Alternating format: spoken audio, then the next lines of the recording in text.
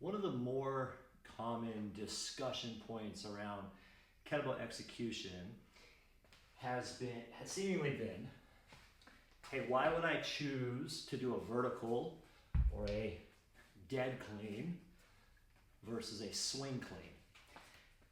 With some people going so far as to say, don't ever do the dead or the vertical. You don't hear that as much now as 10 years ago. It's pretty straightforward. It's almost like they're working different muscles.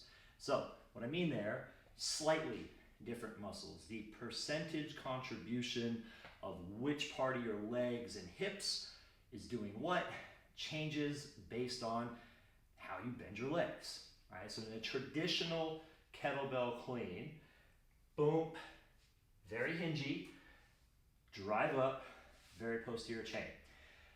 The way it was taught for a long time, especially in the United States in the hard style format, was it needs to be a hinge. Everything is a hinge.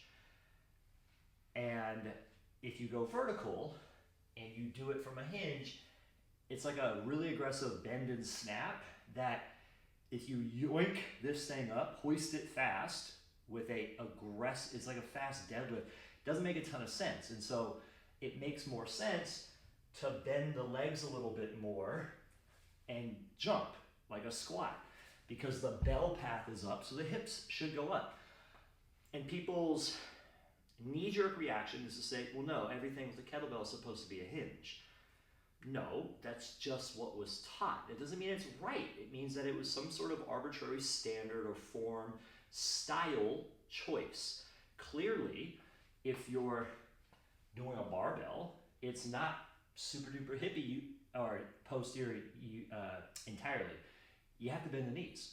Same thing is true if you want to do this well. Some people try to get around it by putting the bell behind them and still hinging from a dead stop. I just think you're trying to hinge from a dead stop needlessly, and you've got these things on the front of your legs called your quads, and you might as well use them.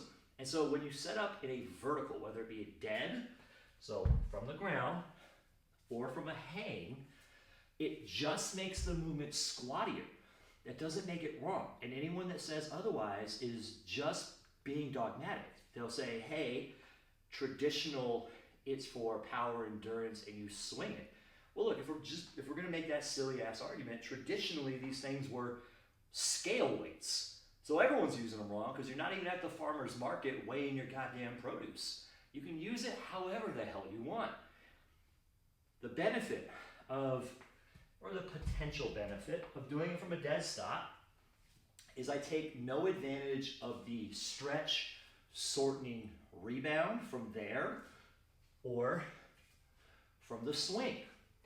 So there's elements that make it harder. I can't take advantage of any of the elastic free energy return that I would get by entering the eccentric, capturing the stretch, and then turning it around.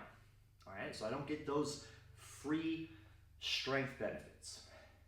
I have to come from a dead stop. That's useful. That's absolutely useful. It's why people do pin squats. It's why we do rack pulls. It's why we do deadlifts. With that being said, if you do the vertical hang versus the swing hang or swing clean, the vertical is probably harder from an impulse because you have a vertical drop. So you have less time in the eccentric in which to brake and then accelerate. And if you choose to do that swing with more of a sports style, where you are taking advantage of the pendulum to help or assist with the concentric, then it's definitely less impactful by design on energy output. So the vertical execution of cleans and snatches just sort of in the short term makes the impulse sharper, potentially harder. The braking on the down would be more difficult. If you go from a dead stop, you have no assist from the stretch shortening and no assist from the elasticity as a whole.